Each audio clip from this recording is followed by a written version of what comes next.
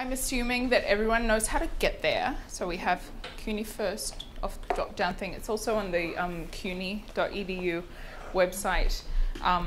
The login screen looks like this. So the good thing now is that, the ELM that Helen's talking about is this, and it actually takes you through little tutorials. So if you want to have tutorials, you go through the ELM, which is Enterprise Learning Management, which is a very academic term. So one of the problems is the names that things are called, such as employee-facing registry content. Is not a particularly intuitive name, but you know, this is the system we have. So we're not going to spend our time in ELM land today, but that's just if you want to take tutorials. You go to self-service, and then it will show you all your learning here. And again, it's tiny, but you see my learning. So that will show you what courses are already available. You can browse the catalog, and it's a little like, don't do know it, because that is a test. But you do either see it, and it will take you through little boop, boop, boop, boop, boop kind of things and just show you which buttons to press, or you can do try it. So it will basically tell you which buttons to press, but you have to press them. But so if you learn by having someone show you how to do things, then basically all of the parts of it, have a poke around and see what you can find. Nothing is going to happen, just don't submit anything. But certainly in learning management, nothing will happen if you just poke around. Okay, so that's that, but I'm going to get rid of this. What we need for the grade rosters is actually HR Campus Solutions. And then we get to this big, theoretically, this big menu. No, we don't. Yes, this is big menu. So we go to self-service once again. And you get this big menu, and I'll make it larger. Is that too big? So the faculty information is right down here. So nearly at the bottom, this is Faculty Center. And so then we can click on these things, and this is where you can really try things out. The most shocking thing that happened to me today was that I ended up emailing all my students.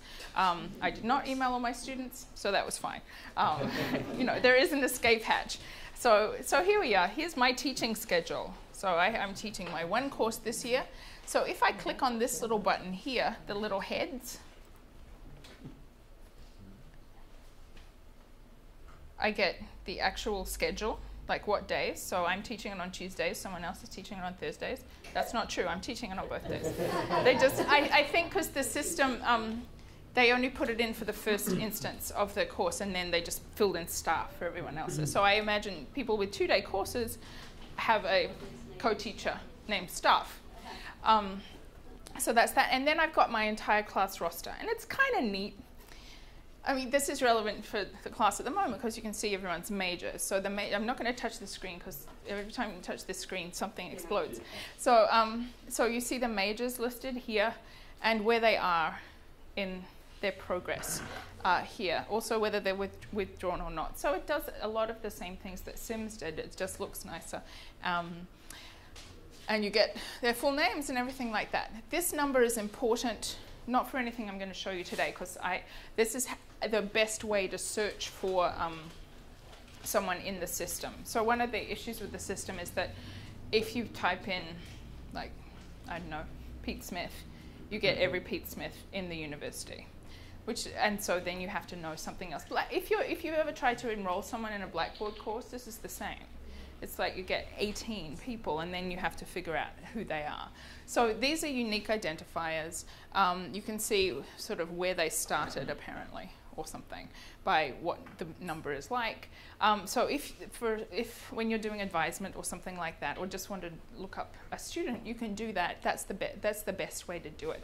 Sharon Davidson was showing me this, the registrar, on Monday, and she went somewhere where I had a roster, and she could just click on the name and get all the information, and I can't find that. So when I know that, I'll let you know. But I don't know the whole system yet. But we don't need the whole system at this point. What we need are rosters and grades. So here's the roster. If you click on a name, you can email your students. Don't email your students. But anyway, So do it on a computer with mail set up, otherwise it's not useful. I mean, if I did this on my home computer, it would try to set up mail, and that's a no-go. But you can also select all of them if you want to email all of them, something like that. If we needed to find out how the student is progressing, we still need to use a cardinal check, or Cardinal check is still the best place to go. I believe Cardinal check is going to, or already does, interface with the system, so it should be drawing information. Now there's some problems with Cardinal check at the moment, that it's not, when they transferred the Sims information to CUNYFirst, they lost a lot of the stuff that Cardinal check was looking at. So Gail Cunningham had to re-inscribe it manually. She's on medical leave at the moment. So they were moving along at a good clip, and now, because she's out, and like apparently other CUNY schools have a team of people working on Cardinal check, and CUNYFirst scribing, Gail is doing it all here, so we're a little bit stymied in the progress. But there is a whole advisement section that you can look at some point, but at this point Cardinal check is the best resource. And the Cardinal check has also now functioning, I believe, an audit for pathways, so you can actually talk to students about whether it would be beneficial for them to switch to the Pathways General Education curriculum. So I believe that's up and running now. I haven't seen it, but I think it's going. I know that they've been using it in the advisement center. Okay, so that's the roster. Now what ended up being kind of fun when I was playing with this is these tabs up here, because that really gives you a lot of stuff that you can look at. So the grade roster, when it's available, will be here. So clearly I have no grade roster. But you can get to it through the tabs. You can also get to it over at the side. So there's two places to go. And what I found out this morning when I was playing with this is that sometimes the record will be disconnected from your class roster. So you either get, there is no grade roster for the class, if you're me, or we don't know what class you're looking at. If that's so, just go back and try something else. That's what I did, and I found my non-grade roster. So I think that setting it up was difficult, but it's not like completely non-intuitive, and it's just like any other web-based system. Yeah, Steve? This is where we'll input our grades under this I believe so. Right. I believe so. Yeah. What it is it's like it's going to be like drop down for each grade, and then you can save. Yep. Throughout. That's You're right. encouraged to do that. You save. If you lose. And what you have to do to submit your final grades, make sure you don't do this before you're done. There's a drop-down menu that says approved. And if you say approved and click save, then it goes to final. So don't do that unless you're done. When they're available, like when I know there's a grade roster, I'll do a little video. Or send out some instructions or something like that. I love to make videos. It's great, and I'm sure you love my videos. But I'll make something so you can actually see what has to happen. But this is just, I'm going to talk in like whatever marketing speak now. I'm just showing you the environment. So another thing that was kind of at some point next semester, when we used to get the green and white attendance verification rosters, they'll show up here too. So they're not available now because there's something that happens at the beginning of the semester. That will take place through CUNYFirst. Another neat thing is that you can, if you have one, you can also change term and look at your schedule coming up. So I don't have verification rosters for that schedule, but I can look at, for that semester, but I can actually look at my schedule, which is not true. That's not what I'm teaching, but that's what I was teaching about 6 months ago. So you can if you can get into it and either see what you're teaching or see what at some point you were teaching, or so it's not reliable information, but it's there. So and you can check what you were teaching last semester and stuff like that. So that's just through this change term button. Also, we have an exam schedule. I have no exam schedules for next semester. Surprise, surprise. So anyway, so that's just, you can have a poke around. It's fine. It's a fine system. The other thing that was kind of fun, and this is nerdy fun, is looking at the course schedule. Not because we don't already know what the course schedule is, but because this will show you exactly what all the courses, this is it, all the courses that have ever been offered in the English department. So it's got a lot of power, and they've just dumped everything in the system. So it's sort of it's in some senses an archive of what has happened at York College ever. So we see here, for instance, there are all these courses that have that haven't been taught since I've been here. These ones probably haven't been taught since 1999 or 2000 or something like that. So anyway, I just thought that was cool, because it's a real sort of archive. There's a science fiction writing or something course. No, not science fiction, but there is irony and satire. There's comparative literature. There's these ones, fantasy and prophecy. That's the one I was trying to think of. Fantasy and prophecy. There we go. So we could offer fantasy and prophecy again if you wanted. And it's already in the catalogue. So anyway, this is just, again, as I say, that's kind of a nerdy thing. But it's a powerful system, and now that it's up, you can really have a look around. A student center, I tried to go to the student center. I'm not enrolled in any classes, so it didn't show me anything. But this is what the students are seeing. They've got their financial aid, they've got all that kind of thing as well. So the stuff is there for them too. Any questions? Yes. Will it show their grades as well when they're entered, or? I guess so. I guess this is going to be the place where they go as well. So whatever they had, they used eSIMs before. This replaces eSIMs as well as SIMs. Yeah, LaForest. Will you send your famous YouTube video by email to us? By email? I'll send you a link. Yeah. I could only find one video on the York. There's one video currently of these things. The one down the second English 125 is just. Yeah. So the videos are coming. So we have a Blackboard site for these workshopy things, where I'll put it there. So I'll put the stuff. It's called English 125 and English 126 resources or something like that. So I'll put the video when I make it there. But we will not leave it. We will not leave it so that you just happen upon the fact that you have to submit grades via CUNYFirst. It will not be surprising in any way. Any other questions? Sorry? One question. Yeah. And you said they're going to put in the blue, white, green, white attendance sheets. Mm-hmm. What if there's an error made on that, whatever you put in? Is there a way of changing that? For example, you marked a student absent, Right. and really the student was not absent, was late, but didn't sign in, or whatever. So Well, is there a way of rectifying that? So that I it's imagine not so. I think the error? procedures will be the same as they've been in the past. I mean, we're still dealing with the registrar. We're still dealing with the same financial aid office. This is just a different place to enter them. So I think if you do make a mistake, the first person to talk to is probably Katie Ann, because she will know how to do it, just as it is now. So that's not going to You mean change. we're not going to get those forms in triplicate With the carbon? carbons in them No. anymore? Whoa! Wow! But don't worry. I'm sure we'll still get our class rosters on them as well. Oh, the other thing that the registrar asked me to convey was that there's no SA grade anymore in this system. So if your SA is stopped attending, it's what you give students when they stop showing up sort of in the middle of the semester. And basically the reason for an SA, or I'll say that differently, instead of the SA, we are now to give a WU, which means an unofficial withdrawal, which is how the SA was coded anyway.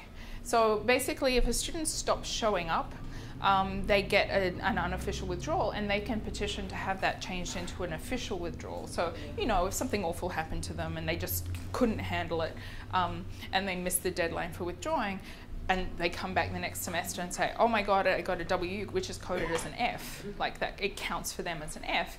It will then turn into a W, which doesn't count for them as an F or something like that. So there is an advantage for the students. There's an advantage to the stop attending. If you've got a student who stops attending 3 days before the end of the semester, that's not a stopped attending. All right, thank you for clarifying. No, don't. I mean, it's for students who in the middle of the semester, not like, oh God, I'm failing the class. I'm going to stop going to class. Because it's not appropriate for them to change their grade into W's because they didn't like the way the semester was going for them. Yes, Hartley. In the past, we've had to give the date of last attendance with an essay. Will that be true with the WU? Good question. I would say continue to record the date. Kadian has always asked us for the date, because since we changed to E-grade, we haven't been able to put that in the system, and Kadian's asked for it. So I think that will probably be what happens going forward. Yes, Jim? They didn't, in their wisdom, make an electronic version of the attendance record we have to turn in, did they? So you can just log it on there and be done with it. I don't know. Have a look. What, just a spreadsheet attached to your class that you can... That would be since smart. we're not turning the grade form, we're still turning out attendance records with the dates on them, right? So if they're going to request those dates, they're going to go somewhere. It would have been really helpful if there was, that was incorporated. You can turn in Oh. an Excel sheet that shows your attendance. See, that's what happens when you don't select your class, by the way. I know. Yeah, we won my thing. I know. We didn't talk about it. View FERPA statement. I'm just seeing what there is available. I know you can, so you can download your roster, I think.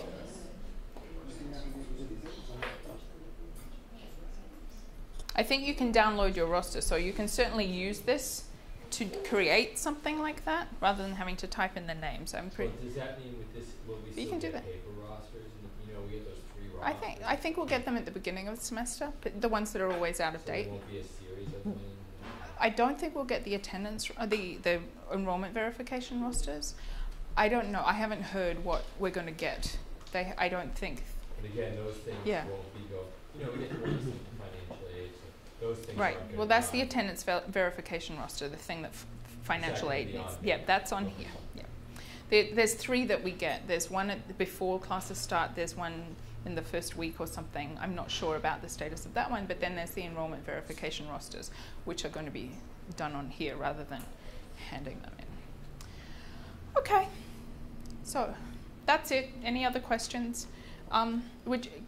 It sounds like Sarah had a good experience going to the workshops. Right. Yeah, it was. I mean, it was useful, because the one I went to was not useful at all.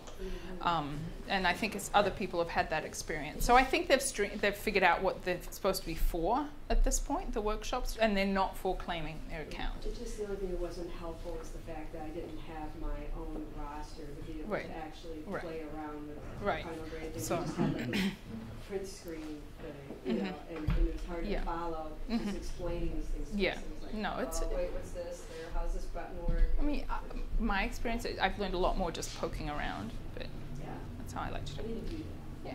So it's there. We've got a little while. Okay. That's my bit done now. All right. Okay, so this the main purpose of this workshop today is to talk about research in the 2 freshman composition courses that we're going to be offering, English 125 and English 126. So what I've given you here is a summary of an article by Rebecca Moore Howard, Trissa Service, and Tanya K. Rodriguez, who did a very in-depth study of 18 student research papers. What they did was take 18 papers that had been written by sophomores.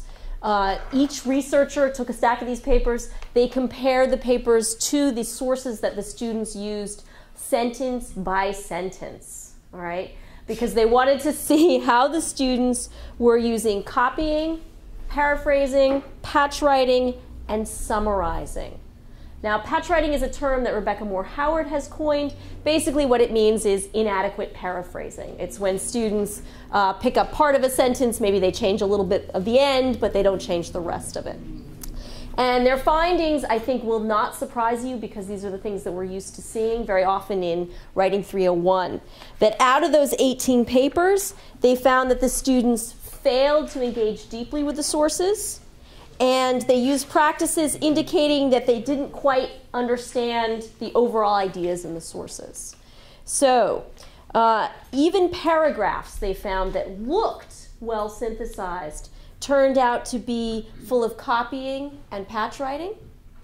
Not one of the papers they looked at actually summarized material by boiling down a source or a section of a source into a shorter passage. Almost 90% of the papers failed to paraphrase adequately. Close to 80% used exact wording without quotation marks. Nearly 80% misrepresented source arguments or information. For example, they said the source said this, and they either misunderstood what the source said, or the source didn't say anything like that at all. Okay? So one of their key points here is that when students are using sources, they don't summarize the whole thing, they don't use the whole thing. Instead, what they do is they go through and they try to find a quote or they find a sentence that they're going to work with. They work from sentences, not from whole sources. And this causes two major problems. Number one, they may not understand the overall argument, right? And you can't assess whether or not they've understood the overall argument because they're just giving you this little piece. Second, they may end up plagiarizing unintentionally because if you're just working on the level of the sentence, it's very easy to pick up language, even accidentally, and repeat it. Okay? And I have to tell you, when I was working on this, I had the same problem. I kept saying to myself, am I patch writing here? And one of the things that they cite in this particular study, they cite other researchers who've gone and looked at what professors do. And professors, if they are confronted with an unfamiliar text, 25% of them will patch write. And I don't know if any of you have gone and looked at some of your work and thought, wait a minute, am I too close here? I've even gone back and looked at some of my things that I wrote when I was an undergraduate, and I got pretty good grades as an undergraduate. But boy, when Derrida got into the mix, patch writing. Lots of patch writing on my part. Not on Deep's part. Deep's like, no, I didn't. So I think we need to think about what this means for us in terms of teaching research in those first two courses, English 125 and 126. Jim? I spoke about this over and over, that until they can actually read it, that this jumping into research was just, it wasn't going to work. And this just sort of shows, it shows that. I really don't know that in composition that the research component is what they need, because what they need to be able to do all these other things that if they engage in research they could do, that this shows they don't do. And right. Sending them out to look up all these things and find them tracks them away and takes the time away from doing the very other things that they Well, that's why we're going to suggest some limits here for how you handle the research portion. And so, based on what we've read here, there are some suggestions that I would make and also some suggestions that we as a team are making in terms of what you do in research for 125 and 126. So I think particularly in the beginning stages of the process, we want to ask students to handle fewer sources rather than more sources. We want, if students are using sources from unfamiliar disciplines, we need to work through those sources with the students. We might want to require students to summarize a source first before they're allowed to use it in their papers. Work the sources with the students. I mean, actually reading and then sit down and reading with them. Possibly, yeah. Do you want to say more? Are you just? I'm just trying to visualize how this is going to happen if you have 30 students in your class and you have your syllabi, your course outline set out for the entire semester. How does this work? Well, I think we're doing, we've got to spend a certain portion of the time on this research paper. So if you're dedicating 5 to 6 weeks to it, maybe one of those weeks. This is before they actually start. You're talking about from the very beginning, you're going to start with the outline, not jumping into the literature, but jumping into the research so that when it comes time to incorporating that literature, it'll be easier for them to do that? Yes. To visualize it? I think so. I think they should be working with some sources before they even get to the point of writing an outline. The literature that they have in class, in the text, is source material. Yes, for them. right. And I think the important thing is for them to understand that original source from which they're going to seek other sources. And how often is the problem? These students don't read well. They don't really have an understanding of the total picture, holistic picture of what this article is about. And it's true what you say, they focus on one sentence or maybe one paragraph, but they don't get the total picture. And I think a great deal of time should be spent on working with them so that all of them do understand what's going on in this original text that has to be related to other texts that they have to research. I completely agree, Helen. I guess we're just saying, too, that you may need also time to work with some of those texts that they're finding. Right? But to go back to Joanne, that works if everyone's doing the same paper, the same sources. But if part of this is open up to let them seek out their own interest, there's no way you can go read 100, 3 from each student. Well, of course not. That's why we're recommending not to open it up so students do 30 different research topics. What we said in the guidelines is that students should be seeking sources with your guidance. And we're going to talk a little bit more in the breakout sessions about what that might mean, but that could mean something like you give them a specific assignment. So in the materials that we gave you at the beginning, with one of the research papers for English 125 was called the reverse research paper, and the students went into the bibliography references of an article that they worked with in class and pulled out, chose a couple of sources from there to work with themselves. That's one way of limiting the choices. Another way, I can tell anecdotes about the University of Sydney, but one way we did it was we were given 5 topics that we could work with and a pile of sources that were on reserve. And that's another way to do it. That my professors knew the sources that we were working with, and so when we came up with crap, they could spot it. So we're suggesting a quite controlled research paper writing experience. And I think it makes sense. 125 one in particular, but also English 125. Yeah, I think it makes sense. If you look at on the flip side of your page here, this little grid, what we're suggesting in terms of the research question, and with English 125, it's very much what Heather is saying here, that we would suggest a research question rather than letting them go everywhere in every direction. And that would give you a way to control it. Maybe you have 5 or 6 that they can work with. And in terms of English 125, the number of outside sources, you'd want them working with an article that you've worked on in class, maybe only 2 outside sources. And in the search process, you would find both of those sources with guidance. So maybe it would be from a pool, maybe it would be from an area that you know well enough you could say, okay, these 3 look fine, these 2 look fine. The length on the English 125 paper should also be shorter. 4 to 5 pages is probably enough. And when you begin it, you're going to start at week 9 or 10 so that you have time to work with some of the sources that the students are finding, but also this issue of the outlining. I mean, I don't know, Joanne, are you sort of envisioning a much longer paper? I think we want to keep it more compact. No, not a much longer paper, but when you're talking about students who have difficulty reading the primary text, now you're telling them to go seek out secondary text. That's going to be a problem. And that's why we're saying maybe do it in a more contained fashion. Maybe you don't send them out to seek out ones. Maybe you say, these are ones you should be choosing from. Jim? Well, only because, as Helen's saying, we know when we use in class, they have the reading, maybe they do a response to the reading it's written, right? Then we come back to class, we go over focused questions, we do group work, we do class discussion, and some of them are still, and to get them to get that one. So when they make the leap off into some of them on their own, I think there's going to be a lot of struggle because they won't be able to go through that process with anybody on these other things. And it's useful, but I might even encourage that if everyone would do sort of a similar topic, that there's some group work or class discussion. Right, you can have teams working on the same topic, yeah. And then they work with the material in their own way, but I just think that you could have teams of 4 or 5 working on a same topic. Text. So the idea, if we did the primary text, now you can go engage the secondary ones on your own. I don't think it's going to really. Yeah. They're going to be lost sometimes. Yes. An English 125 was always considered to be a non-research paper course, the guidelines we had for it. Why is it now this change is being made to make it a research course? It's not me! 126 is a kind of development of that original. The issue here, and I'm going to make sort of a political statement here. These 2 courses have the same learning objectives. The learning objectives were crafted by the Central Committee for Pathways. They came up with this research paper, which is very common in freshman writing. I mean, Breakout Howard's larger project is sort of suggesting that that's a terrible idea. However, in light of this research, which was out there at the time, the course committee said there will be a research paper in both of your freshman composition courses. So that's the story, but there is a lot of literature in the RetComp community that says this is a bad idea.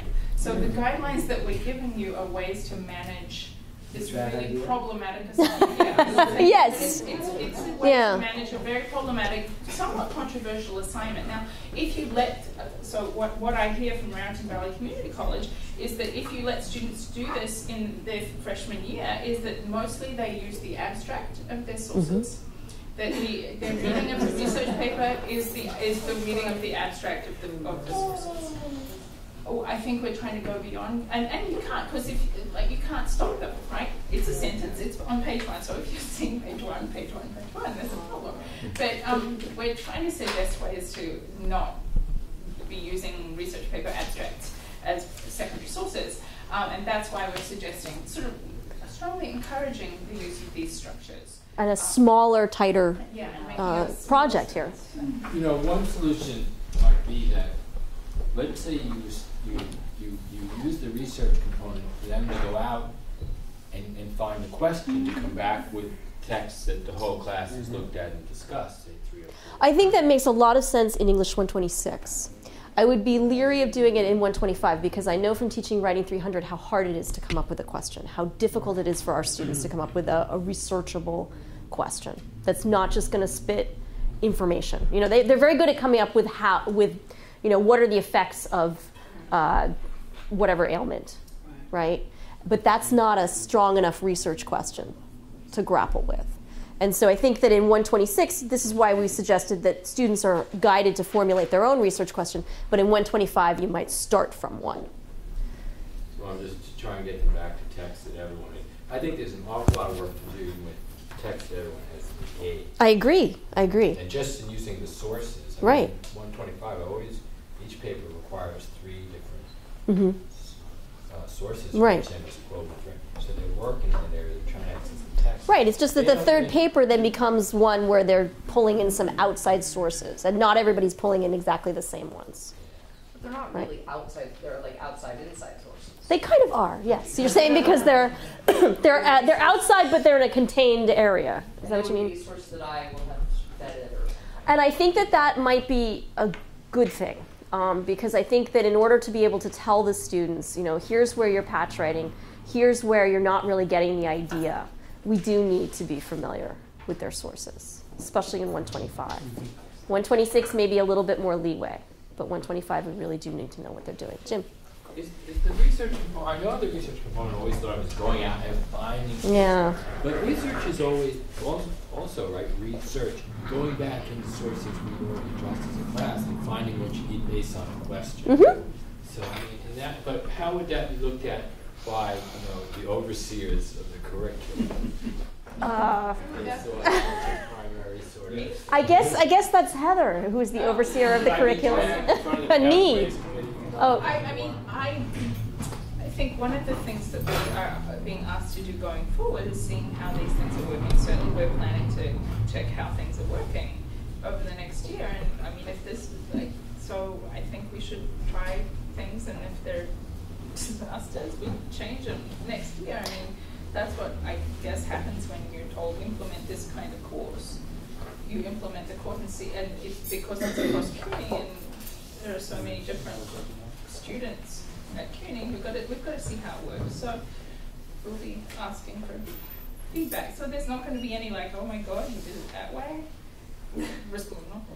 And I would point out that these guidelines are for 2013, 2014, and I put that on this piece of paper on purpose, because I think these are what we would like to do next year. But if they do not work and we need to re-examine them, then we will. Right? And what if Pathways is shut down? Well, that's actually a really interesting question. If Pathways, the whole system, is shut down, nothing changes at all, because Pathways is our general education curriculum. So what we can do going forward is change the learning objectives for the course if there is no Pathways. But we have English 125 and English 126. So if there's some, like, there's a lot of ifs here, but the question of what happens if there's a moratorium is moot for this college, because we have adopted these courses as our general education curriculum. So they are your college curriculum. Has every CUNY school adopted, senior college adopted this? I think this is a bigger conversation than we should have today. Okay. What I know, I don't know, but what I do know is that every college has submitted 2 freshman composition courses to the course review committee. Thank you. Okay. Does anyone else want to say anything about the recommendations we're making here? Dennis. So, in terms of the outside sources for English 125, I mean, is it like something that we would put on the syllabus, almost like in graduate school they'll have a sort of like a bibliography, a suggested bibliography? I think you could handle it that way, right? Maybe not on the syllabus, but maybe if you're using Blackboard that way, or maybe when you're making the assignment. I mean, because I don't know that I would, when I'm teaching 125, if I would want to have to figure that out before the first day of class. I might figure that out halfway through. But I think you could use the assignment as a place to do that, or Blackboard as a place to do that. Okay. Other comments, questions? Hartley, and then Lillian. There are a number of online resources that help students develop these skills. The Purdue OWL. I think UC Berkeley, a couple of other schools have made available online paraphrasing exercises, summary exercises. But I think that's good, but I think we also need to be doing paraphrasing exercises in class and summary exercises in class. Because I think if we don't, and we just say, here, go figure out how to paraphrase, they don't know how to do it. They do not know how to do it at all. And they still are not good enough at picking up on when they're patch writing rather than paraphrasing. So showing them, especially in the beginning, okay, you did this, but you're still patch writing. This is what more you need to do for this to be a real paraphrase. And also, I think this point about, the fact that they go to the sentence rather than to the whole, getting them to grapple with the whole first before they start diving into the sentences is important. So teaching some summary writing in this course is going to be really important, I think. Ling Lang. Yeah, I just want to ask whether, the sources the students are going to look for should be of kind of like a specific kind of like a scholarly journal articles or anything, like newspaper articles or even online sources. Yeah, we didn't really think about that, did we? Can they use those short like news, story or?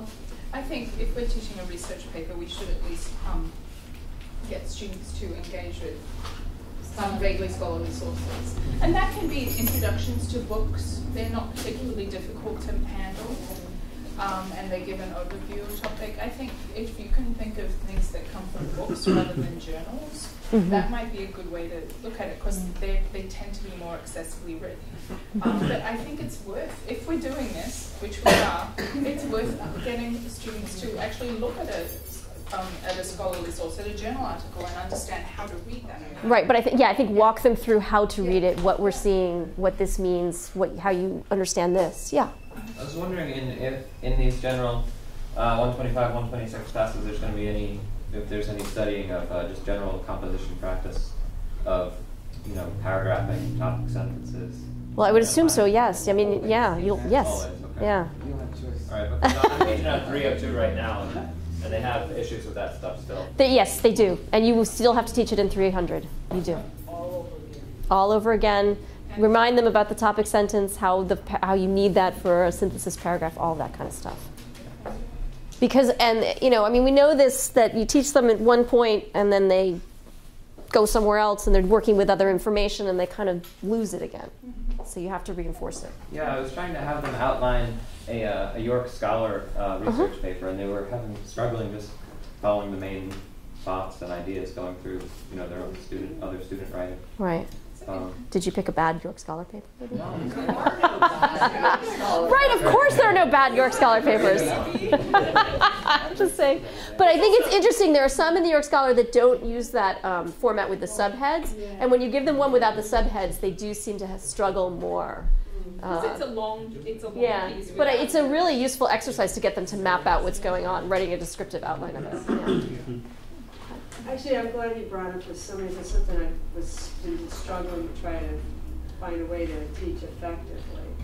And I don't know, when you talk about like the teaching to read the whole right. text. Yeah. I get struggle with that, figure out how to teach it. Well, that might be maybe that's something you can bring up, because we're going to have some breakout sessions to talk about these. Jim? Well, it's interesting, right? Because now the studies show, right? If you read the Carr essay or Carr's book, right? People aren't even people like us aren't reading the whole thing anymore. Skimming seems to be coming the way. So we're actually asking them and trying to teach them to read in ways that they, the historical moment is almost asking them not to do. And telling them that nobody does anymore. And it's actually, I won't say a waste of time, because it's not. They believe so. So, we've got double things. In some way we say, oh, they can't do it, but they're making, It's partly because they don't believe, they want to believe that they need to do it another way. The internet, the online sources, the hyperlinks are all teaching them to go another way, to do it another way. To do diffuse, to go diffuse, yeah. Somehow we have to figure out how to teach them to do it this way when so much of the world is telling them in effect that we're wrong.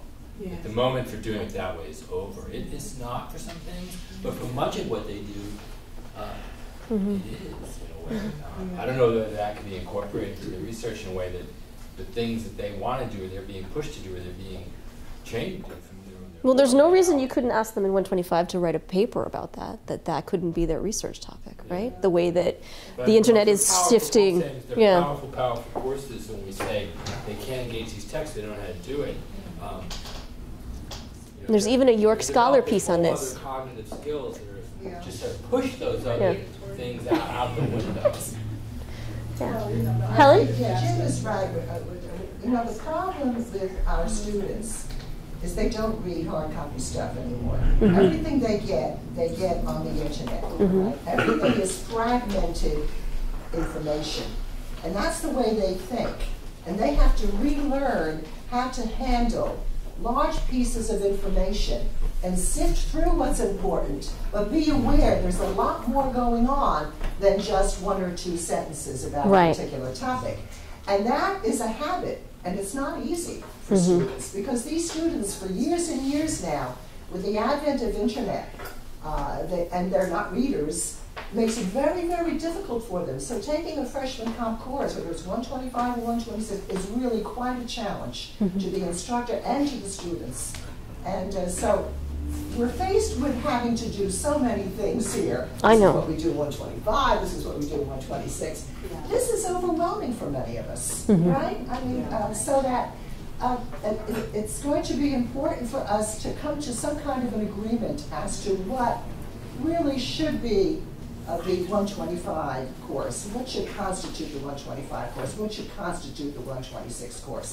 But to have a very elaborate description of what's to be done, and to be told that in weeks 8 to 9 now, we're going to handle a research paper that's 6 to 8 pages. I was just suggesting that might be these are suggestions for when you might start. And the reason I put that there is because I think it's not a good idea for people to start doing the research paper in week 2, right? That's really why that's there. It's meant as a guideline. Okay, but I think it's important for us to have meetings to really discuss what seems to be the best approach, because we're doing something new here. We've always had English 125. Now all of a sudden we have 2 freshman comp courses, and they're very different from the courses that have been offered in other senior colleges that are Comp 1 and Comp 2. No, but can I just say something about how, you know, we could maybe start some of the process in week 2. You know, we can look at the big picture. And having them summarize what they're working with, all of that sort of stuff, do some of those secondary sources, that's just short readings in week 2. You know, maybe we can introduce an article about how to mark a book in week 2. You know, maybe we can do it that way. Systematically work our way up to the research paper. Well, I think but since they're demanding that we do this, then we should be allowed to really sink our teeth into it and not have to teach 50 other things. If this is going to be this, then give us the leeway to really hold their hands along the way without having to do, you know, 50 million other things. Okay. All right, we wanted to give everyone time to meet in some breakout groups, so we're going to separate into 125 and 126. And Doug, are you doing 126? I'll do 126 over in 2A05. And Heather, you doing 125? Okay. You're staying here? Okay. So I think the people who are more interested in 126, who are probably teaching 126, need to follow Doug. Okay, so the sort of leading question that we wanted to use to, first of all, I know there's a lot of, this is the point where sort of everybody's been looking forward to, if you like, and there are some real problems with the mandate, but it's what we have. So we can continue to talk about how to deal with that, and I think, LaForest, your suggestion is a good one, that, you know, we have our York-based guidelines of formal papers need to be 60% of the grade at least. We have to do 3 formal papers. How you balance that is up to you. The guidelines on the sheet are suggestions that to use the first two papers as scaffolding for the research paper. Or you can just treat the research paper as a small project. So of equal weight with the others. I mean, that's up to you. I know what I do. You would. They're coming from high school, they don't know. They don't. And so but what are the skills that we need to scaffold? Sometimes, some of it's skills that are in the classroom anyway. So summary. I mean, quoting. And well, before, if I may, I'm sorry. Yeah, go ahead. I mean, even before summer, I mean, we've discussed this in these workshops already. It's that they're reading. In order for them to summarize correctly, they have to be able to read. Source, right. So that's where we need to begin. Exactly. So what are some good secondary sources? For what? That's the problem. For the research. Well, I mean, I can't answer that. I can't answer that question because I don't know what the topic is, and that's the whole thing. That what is an appropriate source is heavily context dependent. So maybe you start taking like a human rights, civil rights, human rights or civil rights, etc. Focus in your course. Then you would look at. So you could start the students thinking about that topic in the second paper, using whatever in fields of reading. So using the Martin Luther King essay. Going, yeah. Okay. And then for the, I mean, I am not an expert on civil rights. I don't have them. I can tell you all about language and identity. But not civil rights. So you choose what direction you want to send your students in. It has to be a book. It can't be a newspaper article. I think that we should start in English 125. One of the roles of the course is to introduce students to the kinds of sources that they'll be seeing in courses across the curriculum, and they don't get newspaper articles very many places elsewhere. So by all means, get them use a newspaper article to teach reading practices. And newspaper articles are kind of, in some ways, easy because the important stuff is at the beginning of the paragraph and the details are at the end of the paragraph. So it's basically the same thing because you want people to, I think the pattern that they said for reading was people read like this. They go zip, zip, boop, down. So you want, every newspaper article wants to catch a reader in the first line and make them not just run down the left-hand side. So I can take an excerpt from a book. So I think I mean, I've been using actually the introductory essay. This is in Writing 300, but the introductory essay from a special issue of a journal on imagined communities and linguistic identity, and assign that. And that was useful because it's not particularly long, but it gets students used to the idea that a scholarly source engages with other scholarly sources. Should I condense it the way we do for, the final, how we do for the final? No. This is one of the things. You need students to deal with full-length texts and to understand how to read them. I mean, when I'm using an article, I don't use the whole thing, but I kind of know what the whole thing says. And that's why rereading is important, because you can't, I'm not saying anything new here. Okay, so I just want to make sure. Yeah, that's the idea. Yeah. The question of the scholarly articles, I brought this up. Yeah. It was misinterpreted at the time, but obviously by the time the student is a senior or junior, they ought to be probably getting and reading scholarly articles. But it seems that when they come in as a freshman, they hand them a scholarly article, which is written in a degree of complexity and a high degree of familiarity with much of the background. Absolutely. It just seems the wrong piece at the wrong. I don't think it's a starting point. That's why I suggested books in particular, and parts of chapters of books might actually be better sources. But there are some things that count as scholarly articles. But I mean, I went to college in the 90s, so I'm like theory lady, and that's actually much, in some ways, easier because it's not so intertextual. It's more like, ta-da, here's my theory, ba-bam. And that's in some senses easier because it doesn't require this background knowledge that they load you up in the thing and then you have to wade through the text itself. But it's not it's not assuming a whole lot of background.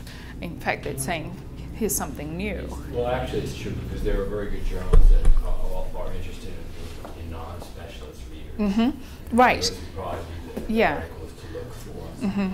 So that kind of, I mean, even within a field, there are different types of articles. I mean, some articles would have use 40 sources in a 10-page article. Another one would use 3 or 4, and the type that 40 are the ones that stay clear of. That's why we're recommending sort of having a list of sources rather than letting students go and find them, because they're going to find stuff that they can't handle, and so they'll read the title and say, oh, that's got a word that seems to be useful to me, and then use the abstract. And that's, I think we're trying to get beyond that. I mean, if that's what happens, that's what happens. But I think we want to structure it so students don't feel lost in the text that they encounter. What do you think is a good page length for these outside sources? I mean, I would say like 15 to 20 pages. I do that, and then my students, yeah, it depends, right? The thing that, sure, the thing that I used, the introduction to the special issue was 8 pages, and that was a good starting point. They actually started with a New York Times Magazine article. That's a different case, by the way. The magazine is a different case because that's actually a long article with an extended argument in it. So I think that's a more if you wanted to do that, that would be okay, because students actually have to track the discussion through it. The problem with a regular New York Times article is that it's a page long, maybe. But and stuff from like the New Yorker, Harper's, the Atlantic, that kind of stuff. I would say so. It's kind of journalism. It's kind of scholarly. Yeah, exactly. I mean, I think about what people have to do, essays, exactly, what people have to do to transform their dissertations into books. I never did that, so I don't really know, but it's like you have to make it readable by someone other than your committee, right? So if a book is going to sell, it has to engage people. So, I mean, so I just had a student who's given me 2 self-help books in his annotated bibliography, which just kind of made me laugh. It's like, oh no. So, there's a whole, that's not useful. Although I'm kind of interested in the laws of attraction. Chicken soup for the students. Yeah. I don't know, yeah. There's a whole genre of chicken soup. Right. Chicken soup for the yeah, chicken. So, just, I mean, I can tell, like, the Sydney University story was that we had to read, like, Gilbert and Gubar and, at the beginning, like in second year or something like that. But it was one of, like, 10 things that our professors gave us to read. So, and they knew we were going to botch it. But, they gave us the question, they gave us the list of sources. I mean, students don't have to do this anymore. They don't have to go to reserve and... Yeah, remember reserve. Well, we can create our own reserves on Blackboard if we want, and there is still reserve in the library, and we can set it up that way too. But that, I mean, the nostalgia for Sydney, that was actually a good way to understand how to do literary critical writing without it being like an explosion of possibilities. So that's one way of scaffolding, and another way is the reverse research paper. I mean, I think Jonathan, he designed that, and I think he modeled it on the Roberta Said Too Close to the Bone article. He took the references and said, these are the sort, like, choose an aspect of this essay that you find interesting or that you want to look at more, and here are your sources.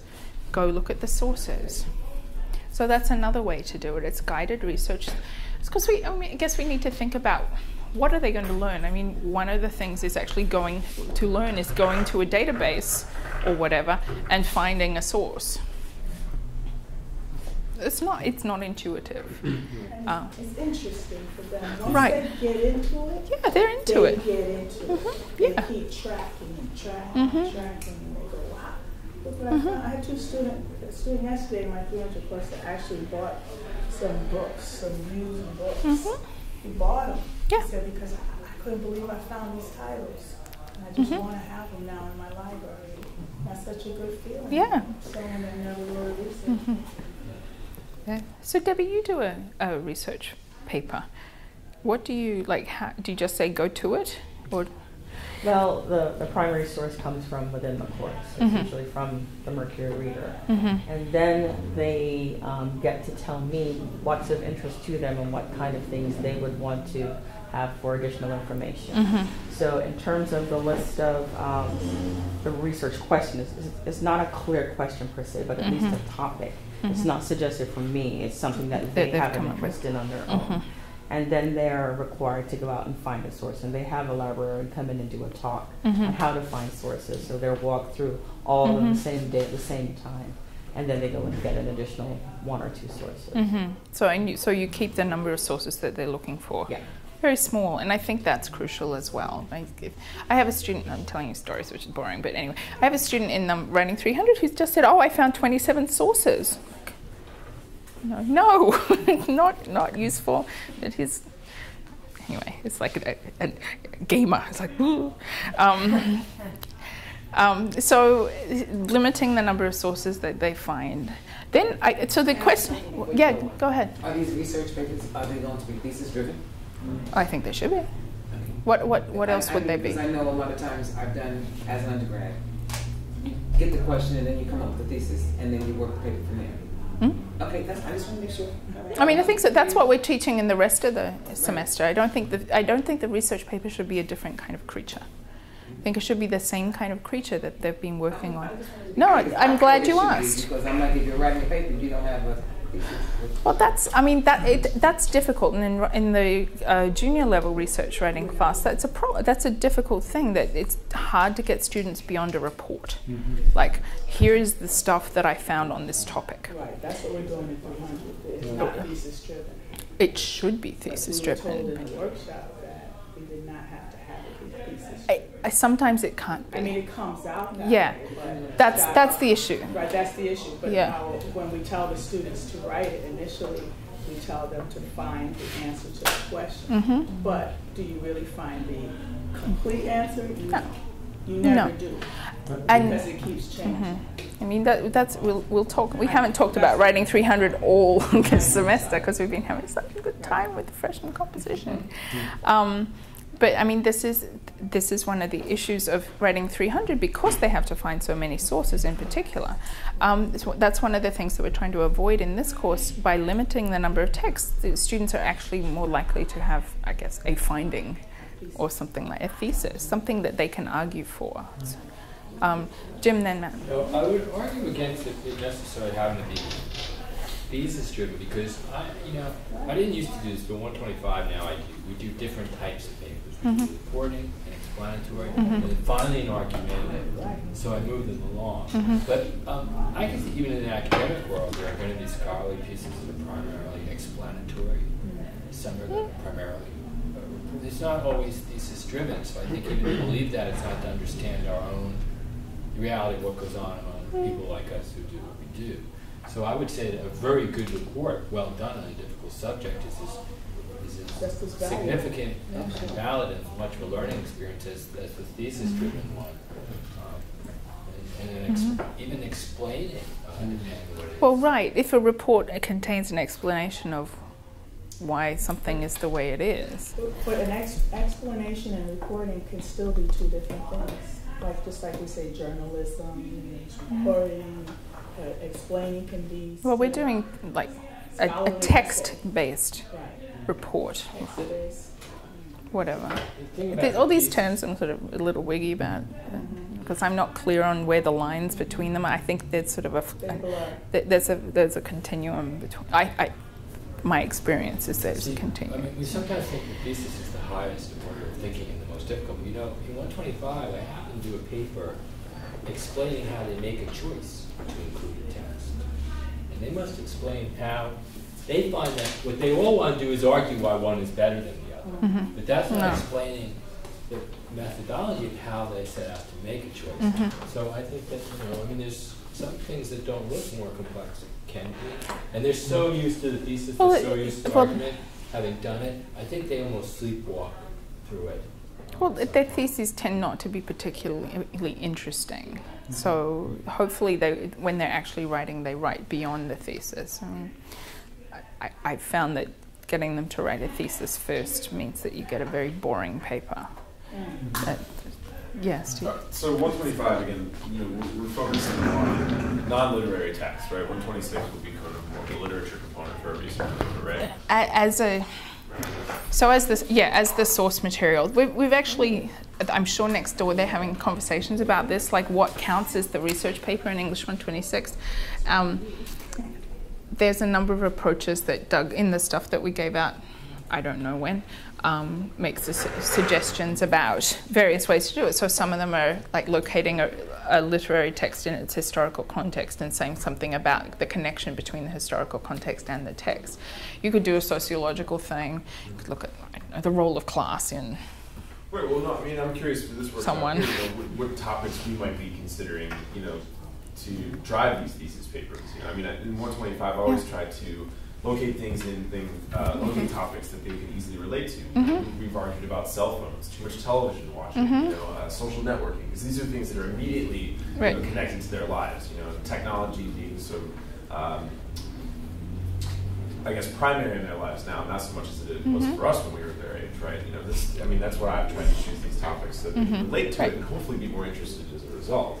So, I mean, I'm just curious, you know, if that would, you know, if what are the suggestions for topics you guys might have or what we might be considering? That's a good idea. I mean, I think that we probably want it's probably easier for them to read something all together and then go out from it. So that might limit the topics. You know, are we using the same text? Fields of reading, or not the Mercury Reader anymore because there wasn't enough to it, but also the reading and writing across the curriculum books. So same books. Okay. Yeah. So there's, I mean, Claire and I were just looking at Fields of Reading today, and they've got all their little topics. You know, language and identity. That's a. So that's very rich. Now, you remember those textbooks we had in the last workshop for English 126? Yeah. Will we be? Are those mandatory textbooks for English 126? Yes. I think, I mean, 126, I don't think we had. Doug found some text. Yeah, he did. Doug had some text. So they're the ones that are going to be available. Yeah, like they've. Matt, the one you're talking about was last week was the Bedford. The Bedford. Yeah. What's this? That was a 200. That was 200. But this one is a 120. And we used to have exam copies. I don't know what happened to them. One's called Literature, a World of Writing: Stories, Poems, Plays, and Essays. And there's a more formal, like they basically got the same content, but it's a less shiny format. That one's more international, I think. Yeah. This one's 126. Yeah, that one's 126. English 125 texts are the same. If you have suggestions for changing them, we can talk about that next year. We didn't do a textbook review. Well, my question is about the textbooks then. Okay, so if we're teaching 126 and the fall, when can we get these textbooks now? I will find out. We would need them early. She wanted to write meetings in the fall to sort of like talk about how it's going. Well, that's actually was one of the questions on the thing, and we're not going to have 6. But we are going to have some. I mean, what's a reasonable number? I guess that's one question. Is 3 a reasonable one? Is 2? 1? 2, 3? That's 3. And the Monday, Thursday works well. So and I mean, on those meetings, anyway, I'd love to see exercises informing kind of grading. Yeah, that's the plan for next year is grading year. We're going to look at what we're seeing. So we've actually been collecting papers this year, which is going to be a moot point because they'll be good for paper 1 and 2, but not for the third one. But we will collect some papers next year and talk about how we grade them and what counts for an A and what counts for a B. So that's on the agenda for tomorrow to actually, because we had conversations about grading, I think, 2 or 3 years ago. The way that Phoebe kind of mapped out I should get the semester. So if the third paper is the final paper, which is the research paper, and that is started week 9 or 10, is that kind of like all they have to do for the rest of the semester is the research paper? Is there going to be an exam? Yes, there is an exam. It's we haven't changed the exam. There may be a change. I mean, there was some talk of doing portfolios in lieu of the exam. We just haven't That's so much more. We haven't done the logistics of it yet. That's what I was going to say. That because that requires group norming sessions. Well, that's what Jonathan wants. Of course it's arduous. So for now, it's the same exam. Yeah. I mean, if we're keeping the same exam, then I mean, the research paper, even albeit smaller, I don't see the purpose of having a compare and contrast essay in the final exam, right? Right. I mean, to me, that as it stands now, we're I mean, Jim, I think his scaffolding of different types of papers throughout the semester is keen. I like that, But typically 125, I've always done. I prepared them for that final exam. That's kind of the penultimate thing that they need to be learning how to do, right? So all of the 3 papers throughout the course is essentially this compare and contrast. This is the task you must learn in this class. So therefore, you can take that and learn how to synthesize sources in the future. You're right. You're right. You're right. You're right. A portfolio makes much more sense. It does make much more sense. It's just right. The other thing we could do with the exam is like what happens at Rutgers, which is you do whatever you've been doing in your class and then add one more text at which is new for the exam, and the students write on those, putting those 2 texts together. But isn't that what our exam kind of now does? Except they get 2 new texts.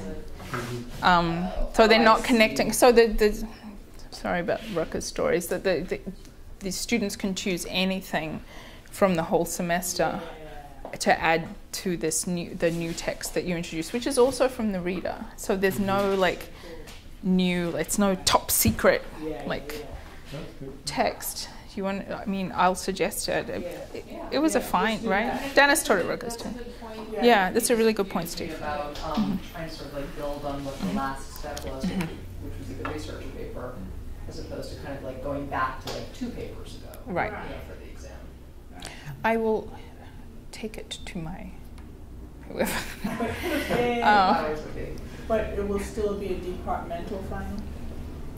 Not in the same way. If we change it in one of these ways, it can't be, because it will be. And I mean, that exam was designed to train them for the CPE, and that doesn't exist. And I mean, I've heard that there's going to be a new CPE equivalent, but the institution's been a little bit busy. So why do we still have it? Why do we still have it? Because we haven't changed it. I mean, that's a terrible reason, but because there's been so much change, it's vestigial. I mean, I really feel in terms of composition, in terms of the class that's based on drafting, revising, it's a terrible idea. The exercise at the end, as it stands now, is cut off from everything. Absolutely, I totally agree. I will make a pitch, and so I suspect that we will have a new type of exam next year, because I can make a pitch, and if I do something, people will say yay, and then we'll have a new exam, because no one wants to. I mean, the old, you're on the committee for the old one. I mean, I think it's a mild barrier, for people who do everything processed, then you can actually find out on the spot if they're going to fall on their face in 200 or the next. Well, what can you do about that point? If they're doing really well and they bomb this final, obviously you got questions, but... No, you should, I mean, I think you should, I always put stuff in there through the whole semester that has them right on the spot anyway. No, I know that. It's such an inconsequential part even of the evaluation of the grade, because it's so divorced, really. Right, so, okay, so what's that? Yeah, well, I think the portfolio would be lovely, but just the thought of arranging the norming sessions gives me a big headache. We're going to read each other's portfolios? Well, right. That's what usually happens, right? Well, why not? Good, because of the logistics of it, not because it's a bad idea. His or her own group's portfolio as opposed to a swap. It doesn't have to be the group. No. Grading. No, you can't. When I was in Stony Brook, the way we always did it was everything was shuffled. So every batch you got was from all the sections, and then they later had to be shuffled back. But that, this way you're not just swapping with one person. You have the worry there, like, don't interrupt with my class, because nobody knew who was reading what. But it means you're reading double, because you're going to still read your own students' final work, right? No, the portfolio readers in that instance, they determined whether your student passed or failed. It was out of your hands. But I mean, I still want to read how my students have developed. I want to know what they did. You might, but you wouldn't. In that case, we could. That was not somebody else determined whether my students passed or failed. Which really Stony Brook is there was hardcore. no- I have a friend at Stony Brook who course has described because this. you didn't know. You had to teach it to the best of the worst that they might be evaluated. So then you couldn't. So we, would never be bad I at dare it, say we yeah. won't be doing that. I thought you were talking about. I am. So this is so there are three options on the table. One is the current option, which is there's a committee. Matt's on the committee, right? Did you just do that stuff this week? Yeah. They choose a long text and a short text. The long text is distributed to the classes 2 weeks or something before, this, and then on the day of they get the short one and they have to, make claims and support them, basically. So that's option one. Option two is the Rutgers option, which is the you assign one new reading from the textbook, and on the day of the final exam, you write a general enough question, and the instructor does this. You write a general enough question so that the student can connect that text to any of the texts that they've looked at in the previous semester. So they read the second new text. They read. They only have no. They get it prior. Last day of classes, is that right? They get the assignment. No, they get the assignment like 2 days before, because the last day of classes was the second last day of classes was always prep for the exam, which meant they had the reading. So then they would make putative connections between all the texts that they read throughout the semester, and then the last day of classes was the final exam, which is great. The exam was you had to connect to at least one. At least one. Text, and so those students really wanted to connect 4 things. They could if they did fine, yeah. So there was a lot more. The students got to choose a lot more. They got a lot more flexibility, and you could really see sort of how they were reading, if they'd gotten it, kind of thing. Are they bringing that textbook to the exam? Absolutely, open book. Open book. Which is, I think there is no reason to do anything closed book in a composition class. I like that because it builds in the rereading of the material from the whole So semester. it was appealing in that respect. The final option is the portfolio option, which if you take the hardcore Stony Brook option, your students hand in a pile of work, someone else gets to read your students' work and decides how they did in the class. And you read someone else's, not just one professor, but lots of people's, they get put in a pile, and then you have your work studies, I guess, put them back or something. Now, I see a flaw in that plan, and that would be the work study plan. But that grade defines whether you pass the course or not. Exactly. It's not like a 10%. Right. And then there's the other version, which is everyone gets together, of the portfolio, everyone gets together, decides what's an A, what's a B, what's a C, what's a D, what an A portfolio is, and then you go and grade your own classes. So you decide on what counts as an A or a B or a C or a D or whatever, and then you go take care of your own classes. And then I guess someone says, oh man, you're off the planet with that grade. So that's a less labor-intensive way of doing it. So I will put forward all these options. Two options. No, the second one, the Rutgers. You like number 2? How many like Rutgers? Look, Rutgers is such a freaking mess. Did you say the Rutgers one? The Rutgers one is where they're working with text that they've already dealt with in the class. I like that. I like that too. I thought it was not. It worked fine. I would do it as a cold. This is why I keep looking at Dennis, because that's how I know Dennis. She taught at Rutgers when I was at Rutgers. It's a fine system, and so the difference was that the exam, it was a gatekeeper, but it wasn't factored into the grade of the course. So if students bombed the exam, they didn't pass the class. But if students did okay on the exam and did really well on the papers, they did really well in the class, because the way it was graded said, an exam is not a realistic representation of what you've been working on all semester. However, we can tell what you really haven't learnt if you can't do this, because it wasn't assessed particularly pickily. It's also nice, I think, for instructors to be able to choose the final text and to write out the final exam. Not that the exams are having been great, everything is just kind of nice to. No. You don't have to like that. I'm not. No qualifiers. No. Okay. So I will make that recommendation. We were supposed to talk about this one, and that maybe they're talking about what kind of exercises we do to help students develop their ability to work with a text in a research paper. But I actually think this is more useful just to sort of consider the course. It's really it's different, and Rebecca Moore Howard, if you're interested, her whole project is called the Citation Project. It's her and Sandra Jameson, and they're looking at student writing and seeing how it started off as a plagiarism thing, because Rebecca Moore Howard's, I guess, previous identity was as the plagiarism person in Rec Comp. She's like, everyone, bring Rebecca Moore Howard and she'll talk about plagiarism. And so this project morphed out of that because she wanted, rather than sort of taking this punitive approach to how students were using text, she wanted to say, well, what are they doing, and how can we teach differently? So I wanted to sort of say too, their definition of summary is that the summary is less than 50% of the length of the original. So they were using really specific definitions of these things. And honestly, in English 125 in the past, I haven't really taught summary because I've been worrying about direct quotation. And I don't think that's necessarily something we have to let go of. I mean, summary, it depends how you want students to engage with the text, but I cared about delineating the boundary between their writing and someone else's writing. And maybe that's what we can do in the first semester, and then we get to summary and paraphrase more in the second semester. I don't know. So, are there any other comments, questions? Are there any suggestions about things that you've done? Yeah. This is, it might be totally okay. Well, why is paraphrasing even taught?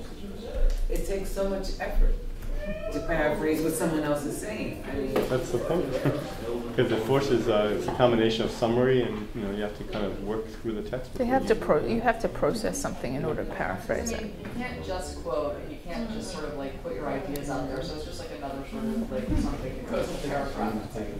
A little bit of summary, a little bit of quoting, a little bit of your interpretation. It's an intellectual exercise, basically. So paraphrase, the definition is it's the same amount of stuff but in different words. So in some ways it's the hardest thing to do because you need to represent in detail what's happened in the text. But you can't use the words that were in the text. Oh my God, it's horrible. Yes, Steve? Are we going to get credit for our homework? Oh yeah, give me your homework. I'll put a check.